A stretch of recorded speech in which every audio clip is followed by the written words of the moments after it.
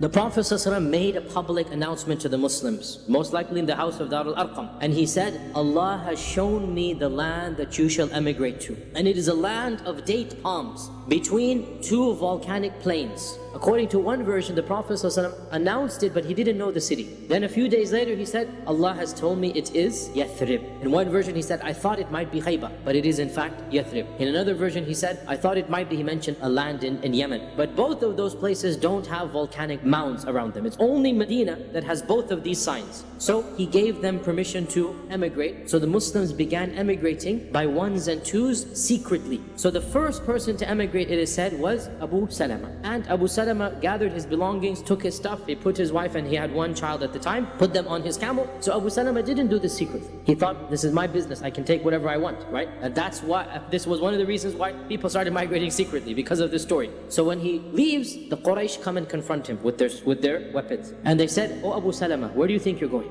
He says, I'm going to Yathrib. What business is it of yours? I have a free man, I'm allowed to go. So they said, as for you, we have no right. As for your wife, she is ours. She's a Qurashi. And we will not let you take her or her son, because he is our son now. And so they forced him to leave his wife and child, and they expelled him without anything. When Abu Salama's tribe found out that he had been treated this way, their Jahiliyyah got the better of them as well. And they marched to the Quraysh and they said, as for the lady, she's yours, but this boy is ours. They picked up the boy to take him, and the Quraysh held on, and it became a tug of war with a 2-year-old until his hand was dislocated. And Salama cried out that let them take the boy. So Abu Salama's tribe took the baby, Salama's left with the Quraysh, and Abu Salama goes to Medina. And Salama is narrating the story herself. She said, for more than 16 months, every day, year and a half, I would go to Al-Batha, which is the farthest place outside of Mecca that is still within view of the city, right? Crying in the desert, because that's where her child and her son and her husband have gone, right? Until finally, some of my cousins had sympathy on me, and they came and they begged the elders, what do you have to do? She's just a lady, she wants to go with her husband and child, let her go. So after a year and a half, they let her go. She went to the tribe of her husband, and by this time as well, tempers had calmed down. So they gave back her the boy, and so she took the boy and she just walked into the desert, putting her trust in Allah that I need to get to Medina somehow. And so she says that by the time I got to Tan'im, there I met Uthman ibn Talha coming back from one of his expeditions. Maybe he went hunting, something. And he's coming back, he sees me all alone at Tan'im, and he's not a Muslim at this time. So Uthman says, what are you doing? So she says, I'm going to my husband, Abu Salama. So he says, you're all alone. He says, I have no one. I have Allah Azza wa Jal. So Uthman says, Wallahi, this will not be. I will take you.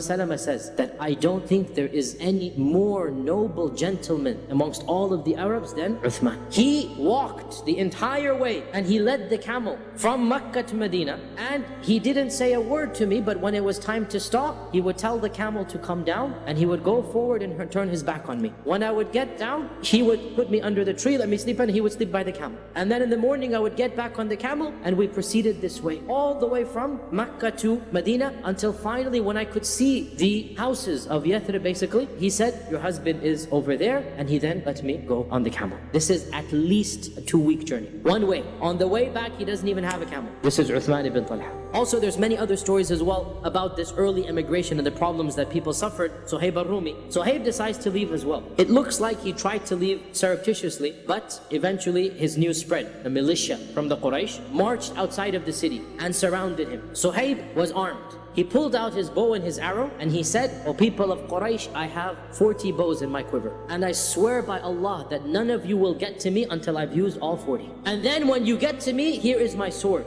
and I swear by Allah, nobody will be able to get me until I get to him first. Now, the Quraysh didn't want Suhaib to leave, but they loved their life more than they loved Suhaib leaving. So Suhaib said, what if I were to tell you where I hid all of my wealth? Will you let me go? They said, okay, deal. So he tells them all of his wealth, where it is buried. And so he literally arrived in Medina with just the clothes on his back. And as soon as the Prophet ﷺ saw him, he smiled and he said, Allah has revealed in the Quran about you, Ya Suhaib, وَمِنَ النَّاسِ مَنْ يَشْرِي نَفْسَهُ ابْتِغَاءَ مَرْضَاتِ اللَّهِ. There are those who sell everything that they have, they sell themselves for the sake of Allah, and he says, Ya Aba Yahya, that was his kunya. Jibreel has told him what Suhaib has done, and so the Prophet ﷺ tells him, your transaction has been successful, your transaction has been successful. When Umar decided to emigrate, Ali ibn Abi Talib narrates that I don't know of anybody who did the hijrah publicly except for Umar. Everybody was sneaking away, everybody was doing it in the middle of the night. He armed himself and wore his shield and his arrows and everything, and he went to the Kaaba and did tawaf 7 times, and he's dressed as a traveler, he's prepared as a traveler, and then he makes a public announcement. O people of Mecca, whoever amongst you wishes that his mother lose him tonight, or that his children become orphans, or that his wife becomes a widow, then know that I'm performing the hijrah and you can meet me outside of Mecca in such and such a valley. And of course, nobody took up Umar on that challenge. He chose as his companions for the journey 2 other Sahaba, Ayyash ibn Abi Rabi'a and Hisham ibn al-Aws, who's the brother of Amr ibn al-Aws. And the deal was, on such and such a day, we'll meet up at that valley outside of Mecca. And when dawn break, whoever's there will go. If you're not there, then we'll assume that you were stopped. At the appointed time, Hisham did not show up, which means that he was basically stopped and prevented. And so Ayyash and Umar were the ones who migrated to Medina. Abu Jahl and his brother were actually Ayyash's half-brother. So Ayyash and Abu Jahl and a third person all shared a mother, but different fathers. Abu Jahl and his brother traveled all the way to Medina. And they went to their half-brother Ayyash. And they said to Ayyash, Oh Ayyash, don't you know what you've done? Do you know the state of our mother after you left? She cannot eat, she cannot drink. She has made a promise to Allah that she won't taste the shade. And she's in the sun since then. And she is in such a state that lice has made her hair completely full of lice. And she cannot enjoy any food. You know, she's on the verge of death, etc., etc. She's made a promise to Allah she's going to sit in the sun until she sees her son again. And they kept on going about stories and stories until Ayyash's heart melted. And so he decided to go back with them. Umar said, Oh Ayyash, they're tricking you. And then he said, if she's hungry, she can eat food. If she has lice, she can shave her hair off, right? You don't have to go back and do that for her. So Ayyash said, no, I'll be a good son. Let me go back to my mother. And I also have some money, I left it. Now that